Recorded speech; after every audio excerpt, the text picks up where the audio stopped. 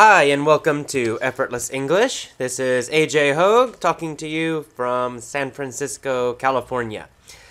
Today's podcast is called Change Your Goal. Let's get started. It's so easy to get impatient. We are conditioned by school and society to demand instant results. Our attention spans get shorter and shorter.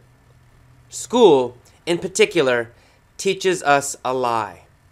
The lie is that in one semester, or 4 years, we can take all the required courses, pass all the required tests, and then receive our degree as proof of our mastery of a subject or subjects. But this is a farce. It's a farce in most subjects, not just language education. In fact, formal school is a very poor place to master any subject or skill. I got my undergraduate degree in journalism. I graduated with honors.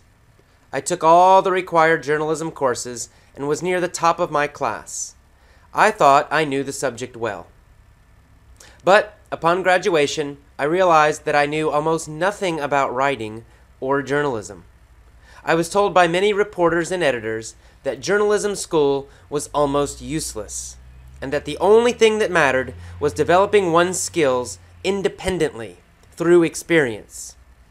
Several years later, still clueless, I went back to school to get a master's degree in social work.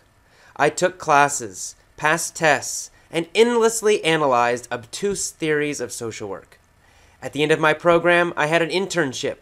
I was placed in an agency that helped abused and neglected teenagers. After just 1 week there, I realized that I had no idea what to do. My master's degree program had not given me any practical knowledge, nor usable theories. Everything I learned as a social worker, I learned on the job. I learned by trying things, examining the results, formulating new ideas, and then trying more things. Relentlessly, over several years, I improved as a social worker. The master's degree was a ticket to higher paying jobs, but it provided nothing useful beyond that. The truth is, school is not a good place to learn. Life is where you learn, and that learning is a lifelong process. There is no end. There is no graduation. There are no permanent grades or records. True learning, true skill, true mastery come from the process that Anthony Robbins calls kanai, constant and never-ending improvement. The Japanese call this kaizen. The truth is, learning never ends. Most language learners, including me, are still stuck with a school mentality. They think that if they take enough courses, they'll get a certificate that will prove that they speak the language. Then they try to talk to a native speaker and discover that their certificate is, in fact, useless. Many language learners also have a graduation mentality. They think that if they study hard enough, in 1 year, 2 years, 5 years, etc., they will finally graduate from English and be finished. But there is no graduation. I am a 38-year-old native speaker, and I'm still trying to improve my English speaking ability. I'm trying to work on the rhythm of my speech. I'm also trying to reduce the number of fillers that I use. For example, like. As a writer, I still have a lot of improvement to make. I need to develop the clarity and power of my writing, and I'm still learning new words. The point is, I will always be improving my English ability. I'll never be finished. I'll never graduate. English learning is a lifelong learning process. And though I'm starting 38 years later than I did with English, I'm beginning to realize that Spanish is also a lifelong learning process. I'm trying to shift my attitude from a graduation mentality to a kanai mentality. There is no finish line. There is only constant and never-ending improvement for as long as I live. A kanai attitude can help your motivation because it takes off the pressure. So many language learners view learning as a race. They are desperately trying to get to the finish line as fast as possible. Instead, Try adopting a mindset of constant and never-ending improvement. Don't worry about finish lines. Instead, be sure that every week you improve just a little bit. You might learn a few new phrases. You might make a tiny improvement in listening comprehension or pronunciation. The next week, be sure to make a few more improvements. They don't need to be big. They don't need to be dramatic. Small, even tiny improvements are enough, as long as they are constant and never-ending. I'll end this article with a challenge. For the next few months, I challenge you to forget all your finish line goals. Forget TOEIC and TOEFL scores. Forget certificates or degrees.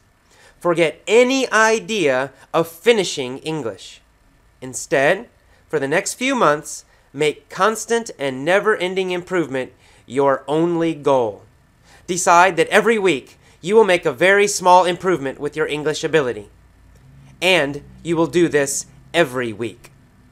Constantly. Consistently. Never ending. Okay, that's today's podcast. Let me review a few of the new words, maybe the more difficult words that I used in this podcast. Up near the beginning, I used the word impatient. Many language learners become impatient. That includes me. Impatient is the opposite of patient. So impatient means not patient, right? It means you're tired of waiting. You want to be perfect in English right now. Okay, later I use the word farce. I say that formal education, formal schools are a farce. It's a strong word. Farce means totally foolish, totally stupid, a big joke. Okay, a little later, I use the phrase obtuse theories. Obtuse is something that is very difficult to understand. And it also has a negative feeling. It gives the idea that it's something that's too complicated. It doesn't need to be complicated, but it's made more complicated than necessary. A little later, I talk about formulating ideas, that when I was a social worker, I would try things, then I would formulate ideas. To formulate means to create or to make something. So I formulate ideas, it means I make ideas, I come up with ideas, I create ideas. Then later, I use the word relentlessly. Relentless means without stopping, never stopping. And relentlessly means doing something without stopping. And it has this idea that you will never give up. You will never, ever give up. Never quit. You are relentless. You are doing something relentlessly. Okay, later I use a kind of a slang phrase called kanai.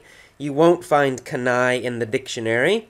Kanai is an abbreviation. It stands for constant and never-ending improvement. So we're taking the first letters of each of those words. So it's just a short abbreviation, a little bit of slang. And finally, I use the word fillers. I talk about improving my own English, and I'm trying to reduce the fillers that I use. When we talk about fillers with speech, fillers are the words we use when we are thinking, when we don't know what to say next. So,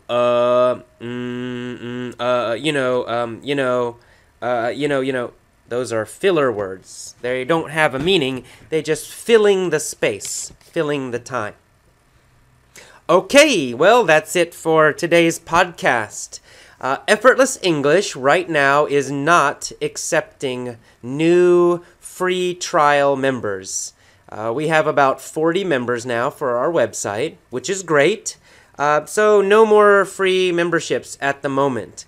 However, if you are interested in joining Effortless English, if you would like study guides and the text, the writing for all of these podcasts, you can still join Effortless English.